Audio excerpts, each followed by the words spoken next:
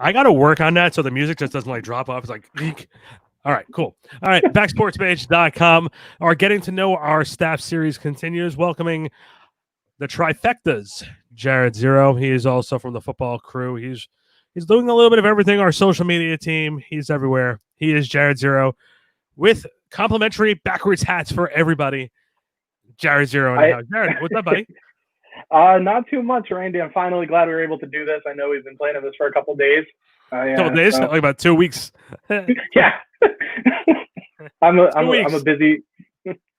very busy guy, so no. Let's explain how it works. I'm like, hey, Jared, you want to do an interview? Maybe later today. And then you'll message me back, you're ready to go? And then like 3 hours later, I'll get a message. I'm like, yeah. And so that's every day for like 2.5 weeks. and he's looking at me like, I'm like, you know what? I know he'll be in his room because he's not going to go out in public with the Patriots playing today, but as bad as they're playing. So he's sitting there saying, we can't lose to the Jets. We can't lose to the Jets. Yeah, no, we can't lose to the Jets. But if you go back and listen to the football podcast when I was doing it with Ryan, I kind of predicted the season to go somewhat like this. I kind of expected the season to be somewhat more down. This isn't necessarily about winning more than if Cam can stay healthy. I mean, they have a beat up offensive line. They have beat up and just not good wide receivers. So this is to see if Cam can stay healthy, and if he can, then they're going to go out and spend the money on the O-line, the weapons for him, I think. So wasn't this the that's biggest? How I see it going. But wasn't this the biggest fear that the Patriots had? Like we trading away Jimmy G. Tom will resign with the Tom. And then all of a sudden, it's like, what do we do? He's not here. This was the problem from day one. Yeah. I don't disagree with that. Like I said, this is what I expected the season to go. This is kind of what I'm expecting from it. So I hope obviously I hope we don't lose tonight. That would be really embarrassing, but if we lose tonight, I have to do a wellness check around 1:00 in the morning for Jared. Yeah. Just if you don't hear from me for like a week, I'm probably in a coma or something. Well, before we could dive in too deep, we have to explain why there was no trifecta this past weekend. Okay, that was a fun time. Because tell me your side of the story, then I got to tell you what I was dealing with from my side. So I go ahead. Please tell your side of the story. Basically, I was just locked out of my room for a few hours, and my phone was stuck in my room, and yeah, so that was a fun time. Well, all right. So let me tell you what I was getting. I was getting Tommy going, have you heard from Jared? We're supposed to be recording right now. He's not here. Okay. I'll text him. I shot a message on Facebook. A couple hours later, you hear from him? No. No. Then Tommy's like being the concerned friend. You think I should like reach out to somebody to see if he's okay? I'm like, like,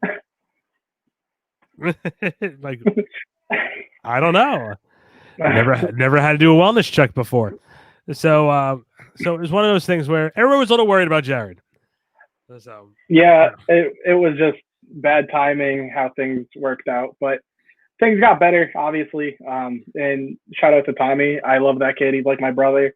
Same with Tyrone. So it makes me happy to hear that because they know I do the same for them. So all right, so talk to me about the trifecta before we start diving into you and your past a little bit. How did the trifecta come about? Let's get that story out of the way and see how did the trifecta come to? I know you and Ty and Ahmed originally were really close, and obviously Ahmed's story aside, what happened? How did Tommy get in here? Tell the story. Sure. So the trifecta kind of came about. I want to say it was around about a year ago now that you and I had started talking about it. After I had been working with Ryan for a few months, Ty, Ahmed, and I started, we had our own little group chat off to the side, and we would just talk football, kind of, talk whatever amongst ourselves, just general chat, because out of the big group chat, the three of us seemed to get along kind of the most at the time. And, so we weren't like excluding anybody. It just kind of worked out that way. And we decided amongst the three of us, we wanted to start our own sort of talk show. And we didn't want it to be a specific sport. We didn't want it to be, just catching up on the news. We wanted it to be a fun sort of show. We can cover all sports, all things relating to sports, and kind of joke with one another. And then not like a Jimmy Fallon show, like, all right, our next guest, we welcome, award-winning actor, not like that. Here's your dog.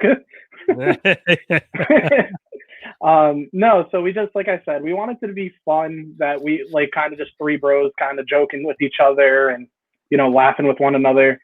And so that's where the idea of the Trifecta came from. And then obviously you try to help us get it off the ground when we were still using Blog Talk Radio. And that went very poorly. And, with COVID and everything else. Yeah, kind of. never again. Well, yeah, because it was around COVID is when we started using this system. And when we started this system, we're like off to the races. Here we go. And like, I'll say this too, you've been one of the guys who's improved, show by show, day by day. Now for you, it's more the system than it is actually hosting. It's just, you're just navigating your way through everything. But otherwise, you got this thing down pat. You know what I mean? Like, I'm just like, if I ever come around, it's just, I'm more like eye candy. I'm the garnish on it. No, but yeah. So after we got the first few episodes going, Ahmed was having some trouble with his internet. He was dealing with some personal stuff, kind of off behind the scenes, and obviously, we're not going to pry. He's a great friend of mine. I talk to him still very consistently. So he was dealing with some stuff, and we just said, hey, Ty and I want to move on with the show, and obviously right now you can't give 100%, so we were going to bring on somebody else, and he understood, very understanding, and so we auditioned a couple of people. LaRon was one of them, and then Tommy was the other one, and they were both fantastic, but Ty and I agreed that because of Tommy's knowledge with sports like baseball, hockey, while I do know a little bit about each of those, Tommy's knowledge brought more to the table. So we got away from just football and basketball. Now we're able to talk baseball. We're able to talk hockey. I know Tommy's a big wrestling fan. I know you and him do the Deep Six podcast. So no, I am no longer involved with Deep Six. That's another story. Oh, well, I'll have to hear about that later. We have, I guess. Go on. Yeah, carry on. Oh, yeah. I'll be over here. I'll be over here. Go ahead. But no, that's how we brought Tommy along. But honestly, the show every single week, I feel like I feel like our bond just becomes closer and closer. Like those two are like family to me, and I would literally do anything for those two. So, well, that's good, and that's great. That's a bond that you guys have. I know with me, some of my co-hosts from the past, who I still talk with all the time, Steve Spanup, when I was doing it from my old college radio station a couple years ago, I went back and they were letting me use the studio there, and he and I would be broadcasting in like a studio. We'd be taking music breaks, and we were having more fun off air than we were having on air, and that's when I knew it was time to stop doing it the way we were doing it, because when you're having more fun off air than you were doing it on air, then forget about it. It was a waste of time. You're out in Massachusetts. Are you born and raised? Are you born and raised out there? Yep, in the city too. I grew up in Boston. Okay, so you grew up in Boston. Lifelong Celtics fan? Yeah, I mean, so for me, what's funny is my family was never huge into basketball when I was growing up. Very baseball, very much football. So basketball really wasn't a big part of my life until about 3 or 4 years ago, watching Isaiah Thomas play with the Celtics, and that's really what got me hooked. Okay. See, when you say to me Isaiah Thomas, I'm thinking of Detroit Piston Isaiah Thomas. Right. So for me, it's like, I'm like, Isaiah played for the Celtics. I know he beat the Celtics, but I don't. I'm like, I don't think he played for the Celtics. And I'm like, oh yeah, that Isaiah Thomas, the one who had a cup of coffee with fame, and then is now like on the end of Denver's bench going, man, there was one time in Boston, man, when I used to like play, out, and I was like, so like, look, everyone not down here in New York knocks the Boston fan base, and I think it's totally unfair because the New York fan base is very, very rough. If you came down to New York and went to a Yankee and wearing a Red Sox jersey, you may not be coming back out alive. If I go to Boston wearing a Yankees jersey, people are they may heckle me, but they're pretty much going to leave me alone. Yeah, I've been to New York quite a few times in my life, and luckily, I've never experienced that, but I know people who have. But I mean, to be fair, Boston's fan base can be a little bit toxic. I remember I was really young, but 2004 World Series that year, I remember there was a story of some guy who got reversing the curve. I was 24 when that happened. Okay, I'm aging myself out here by doing that. Jerk.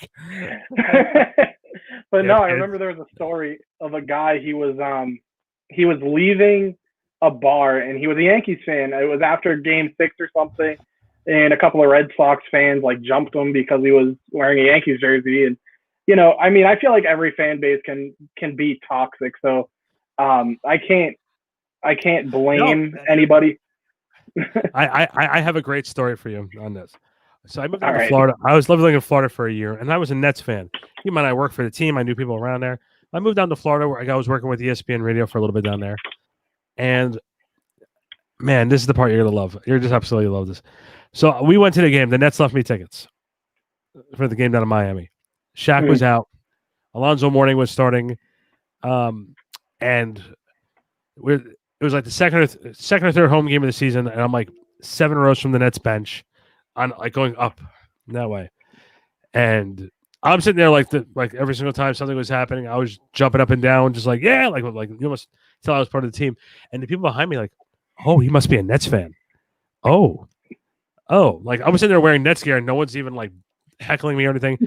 No one's bothering me. It was great. They're like just a simple, oh, he must be a Nets fan. Look at that. He's very into his team. That was. I'll send you the link. That was when Vince Carter did the dunk on Alonzo Mourning, and I jumped up in the air. I'm like sitting there going I'm like, yeah, Vince. And Vince saw me at the bench. I go, yeah, Vince. And Vince goes, Z, what are you doing here? I'm just like, just watching you, man. That's all I'm doing. Just watching you. That reminds me. Give me 1 second. I want to show you something. Actually, wait a minute. Hold on. I just want to show you the level of professionalism we have going on right now. It's absolutely amazing. It is. Okay, I can't find it.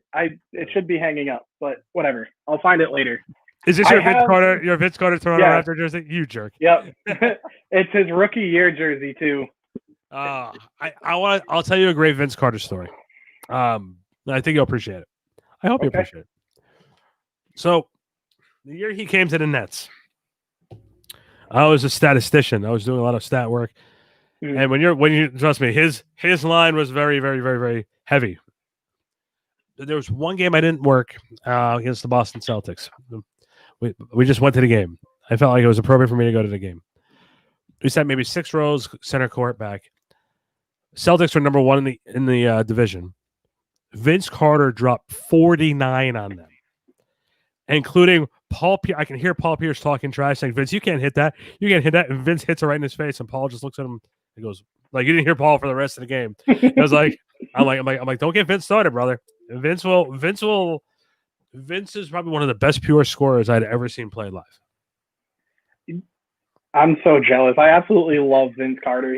He's probably my favorite basketball player of all time. Like going back, watching his highlights and everything. Oh man. Well, you know mine is. You know who mine is. Mm-hmm. Who's mine? I want to see if you know. You definitely told me before, but I am drawing a blank. Okay. We've discussed this. Well, Drazen Petrovic, but I was only 13. I get to see him play. But a majority of my adult life as a Net fan, obviously growing up through the 90s, you all watched Jordan and just was like amazed what Jordan did. But as far as being in there night in, night out, watching game by game, watching Jason Kidd play, man, you just saw magic every single game. And it was like, I'm not talking about Magic Johnson. I'm talking about magic. Like you saw Jason do things, find people. Like there was one game against the Knicks where there's a fast break. They threw the ball to Kidd half court. Kids, like if I'm looking at you and I'm looking straight at the away team's basket, he took the ball, took his hand and just bounced it over his shoulder to a cutting Richard Jefferson. Richard Jefferson threw it in for an easy dunk. I'll find the clip for you. I know it's on YouTube because I've seen it. But watch that clip. And Jason also threw a half-court alley-oop pass to Kenyon Martin. And just like, and that was like an every night thing. After a while, you're just like, I'm not amazed anymore. This is what he does. And you're just like, okay, those 18, 20 point, 15 assist nights. Right. I remember being at the game where Stephon Marbury and Jason Kidd, when they were traded for each other, it was Stephon's first night back to the Meadowlands. And Jason even said to the reporters, I am not planning on score. I don't want to score a point, but I just want to help my team win.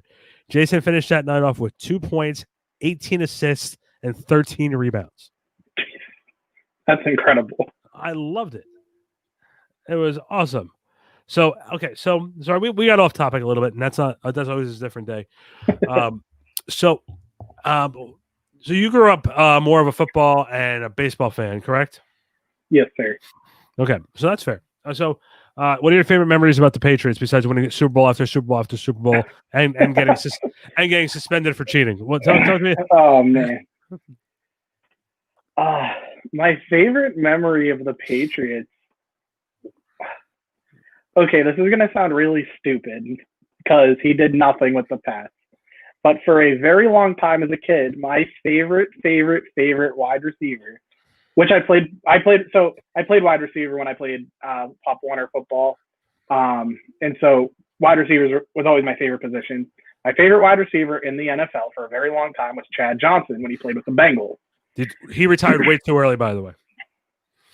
I don't disagree with that, but when I found out that he got traded to the Patriots, I forget if he was traded or if he was signed. I just remember hearing he went to the Patriots, and I was so ecstatic. But for the 1 year that he was in New England, he did nothing. But I was just the happiest kid alive. Wait, I'm thinking of Calvin Johnson in Detroit. You're saying Chad Johnson? Chad Johnson. Yes, Chad Johnson. Calvin Johnson retired in Detroit. Chad Johnson. Okay. Yeah. Ocho Cinco, baby. Yes, Ocho Cinco when he played with the Bengals was my favorite wide receiver, and then he came to New England, and I just couldn't. I was so happy, and then obviously him with Randy Moss coming to New England. So not gonna lie to you. Not gonna lie to you. Got me a Super Bowl against those Patriots. I got 2 of them over here. Yeah, well, that crazy helmet catch should have never happened. Hey, that's my friend. Leave me alone. I say this all the time. Rodney Harrison was one of the dirtiest players in the league. Oh my God, that's an understatement. And when he didn't just like try to flip that dude on his head with that catch, I was like, the one time. Come on. Yeah. Hey, so one time you do a fair tackle and it doesn't. You kill us, kid. You're killing us. You're killing us. But the old school Patriots teams are some of my favorite. Just watching them as a kid. But I will tell you a fun story. The Patriots weren't always my favorite team. When I was about 6 or 7 years old, when I was really starting to learn what football was, I remember watching a Vikings game. I was at my grandfather's. I will never forget it. I was at my grandfather's house. I was sitting on the floor in front of the TV. We were watching a Minnesota Vikings game, and they were my favorite team because the color of their jerseys were purple. What? No, I was a little kid. It makes perfect sense. Yeah. So I was like, whatever. Okay, so talk to me about also now how you feel about Back Sports Page and how things have been going over the last couple months. We've had a lot of changes around here. So obviously, I hate Back Sports Pages. No, I'm just kidding. No, Back Sports Page has been, and that's the end of our show, ladies and gentlemen. This website has been absolutely incredible for me. I've learned a lot. I've definitely come a long way. To give a little bit of backstory before I kind of get into that, my upbringing wasn't the greatest, and I'm not really a need to get into detail, but I started college a lot later than most people. I started when I was 22. I'm now a senior. I just turned 27. And I was going to say 46. The best 5 years of your life was your junior year. Yeah, right. Sorry. That was a jerk move on my part. I apologize. Yeah, I mean, it is what it is. I take shots at you all the time, so it's fine. But yeah, so I mean, I never really thought I would be in college ever in my life, and I see my buddy Calvin. I got to give him a shout out. He's commenting. Was part of our little basketball conversation. He always, ever since I was about 13 years old, always was like, oh, this kid's a great writer, like whatever. And I've always wanted to be a writer of some sort, whether it was fiction writing, sports writing, whatever it was. And as I got older, I wanted to do more journalism, more journalistic style writing. And then I applied to college, and lucky for me, I got in. And I started with journalism, and I just remember my first semester, second semester, as time progressed, I just got better and better at writing. And I was like, you know what? Obviously, like, I'm a little bit older than most college students. I'm really kind of getting sick of working in retail jobs and kind of dead end jobs. So I was on Indeed, and I was looking for a sports writing opportunity with anything. And I came across Back Sports page, and after playing phone tag with you for a few good months, we finally got me in and started, and it's been a blessing, honest to God. Well, we try to make it fun, at least. It's definitely fun. It's definitely a lot of fun. Obviously you helped hook it up with my first ever interview with going to Gillette Stadium and interviewing Tony Michelle. That was amazing. Last Christmas, actually, my grandmother had a couple of the photos of me developed interviewing him. She made it like a magnet, and then it was super cool. She had like the tweets printed out. It was surreal. Obviously, with being on the Rams press conference and the Tampa Bay Buccaneers press conference, I think everything with the site, the way it's going, the direction it's going, I'm very happy with it. I'm very happy to be a part of this team. Well, listen, we love having you, and we always try to have as much fun with you as we possibly can. And you know what? The funny thing is, we're trying to grow, and you're an integral part of it. You and your backwards hat. So we didn't discuss that. Let's discuss the hat real quick. Okay, so okay. I joke around with Jared every single time, and for those who don't know, like, again, I'm the owner, and I do a lot of behind the scenes work stuff with trying to negotiate this and trying to make that work. And one of the things I did was I sent a video of the Trifecta over to iHeartRadio and a couple other places, but iHeartRadio mostly. And they give me feedback. They're really, really, really nice about it. And I'm like, okay, cool. So what do you think? We went over all the shows, and I go, okay, the Trifecta. They said, well, you have the one kid who's the 4 shows you sent us he's always wearing a backwards hat. And I played it off like, it's his calling card. So I'm sitting there like, how do I tell Jared really nicely that this is the thing they picked out?